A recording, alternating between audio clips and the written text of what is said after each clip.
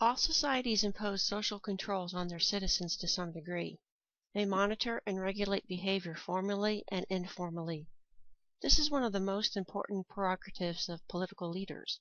In addition to exerting their political will, they strongly influence or actively manage the mechanisms of social control. In large-scale societies, the most visible mechanisms are laws, courts, and police. However, law and the legal bureaucracy that administers it is only one aspect of social control, and is usually the least effective one. Small-scale societies maintain social controls without the complex legal institutions. However, this does not mean that they are without laws. The key to understanding a cultural system of social control is understanding the social norms upon which it is based. These are the commonly held conceptions of appropriate and expected behavior in a society. Norms can and do change over time. In tradition-bound societies such as those of many conservative Arab nations, norms generally change very slowly. In large multi-ethnic societies such as the United States and Canada, norms change rapidly. When one portion of a society has not changed its norms but another has, there likely will be conflict. The modern term political correctness is, in a sense, a product of such a conflict. It has been used by those who do not wish to accept the changing norms of others. Often a society's norm changes, but the laws relating to them have a long delay in catching up. This was the case with the anti-miscegenation law in the U.S. southern states. Over the last 30-40 years, it has become progressively more socially acceptable for people of different races to date and even marry. However, the law prohibiting this was not struck off of the law books in Alabama until 2000. This was despite the fact that it had not been enforced by the police since the mid-20th century. Sometimes the law changes before the norms do for large sections of a society. This was the case with the Civil Rights Act of the U.S. Congress during the 1960s. This act called for legal enforcement of racial integration in schools and public places. It took nearly a generation before the majority of European Americans in the southern states were willing to accept these new laws. Gender equality laws changed during the 1980s and 1990s were again based on the social norms for many in the United States, especially men. The most effective form of social control is not laws, police, and jails. Rather, it is the internalization of moral codes by the members of society. As children grow up, they normally learn what is proper and improper, right and wrong, good and bad. If a society is able to indoctrinate all of its members to accept its moral code, or be inner-directed, it will not need to use police or other external means of social control. Less effective social control is achieved when members of a society are other-directed, or only shame-oriented in regards to norms.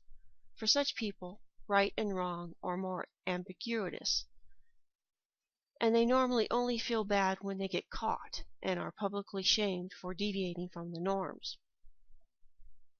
In reality, the same individual may be inner-directed for some norms and other-directed for others.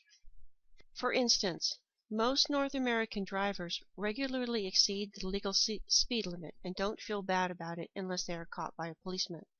On the other hand, the vast majority of these same drivers would not drive away from a car accident.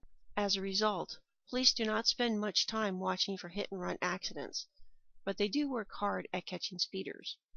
No society is able to rely solely upon internalization of its normative code, though some are more successful at it than others. Nations that have a high degree of cultural homogeneity, such as Japan, have a far lower crime rate than do those like the United States that have more different cultural traditions. However, small culturally homogeneous communities in the U.S., typically like Japan, have low crime rates. People often do not bother locking their doors, and they don't fear walking the streets alone at night. In these communities, most people have grown up together and were socialized in essentially the same way. Subsequently, they share the same norms. This is very different from large American cities in which people have come from many different societies and have internalized different norms. This is reflected in differing expectations and attitudes about the society's rules. All societies have laws to deal with the inevitable disputes that arise. However, laws and their focus vary significantly from culture to culture. Armed conflict is common among humans. It occurs both between and within societies. Many behavioral scientists are convinced that people are by nature aggressive animals. From this perspective, fighting is natural for us. The majority of other primate species are relatively peaceful. Among the primates, it may only be humans and chimpanzees, our nearest living relatives, who carry out genocide. Violent physical fighting is primarily a male activity among humans and chimpanzees. Adult male chimpanzees also spend much of their waking time involved in politics. They intimidate, scheme, and form short-term alliances with other males to be able to move up the dominance hierarchy. The reward are the same as for human politicians, gaining more access to what society values, whether it be food, sex, land, or simply control over others. A comparison of the variation of fighting in different kinds of human societies around the world shows that it does not always take the form of what we commonly think of as warfare. It is useful in understanding armed conflict to divide it into three categories: feuding, raiding, and warfare. However, it is important to keep in mind that they are not always clearly distinctive in every society. Feuding is prolonged hostility, an occasional physical fighting between individuals and their supporters rather than whole societies. It is a universal form of human aggression that mostly occurs between members of the same society, though it can occur between people from separate societies as well. It is caused by a desire for revenge for a perceived prior wrong. Usually both sides in feuds believe that they have been wronged and seek to settle the score. Raiding consists of surprise predatory attacks directed against other communities or societies. Revenge may or may not be a motive. The primary objective of raiding usually is to plunder and then to escape unharmed with the stolen goods. In some societies, the goal is also to kill men in the target community as well as kidnap women and children. Raiding is a more organized form of aggression than feuding. The term warfare is used to refer to large-scale and more sustained form of fighting than feuding and raiding. It involves organized combat, usually between clearly recognizable armies. A significant portion of a society's population takes part in combat or support activities, often for years. Soldiers are trained and equipped for combat. Warfare is not universal. It mostly occurs between large-scale farming or industrial societies. They are the only kind of societies that can afford to have a large number of men not be involved in food production for prolonged periods of time.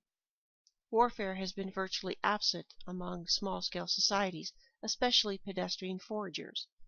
This may be due to two factors. They rarely have large enough surplus to support soldiers who must be trained and fight rather than produce food, and the population size of band and tribal level societies are generally too small to create armies. In large-scale agricultural societies, with thousands or even millions of people, essentially have surplus men who can afford to lose without it seriously affecting their economy. The reason why societies have gone to war are varied and often complex. Revenge has usually been a key factor. In many cases, there has been a desire to gain or control more land and other resources. At other times, the goal was simply the conquest or even outright destruction of another people. Many wars have been motivated by religious or political ideals. It is likely that all societies have gone to war believing that they were morally justified and that God was on their side. There is one final common trait found among early states that were beginning to wage war of conquest against neighboring states. That was considerable population pressure and a growing scarcity of land, water, or other essential resources.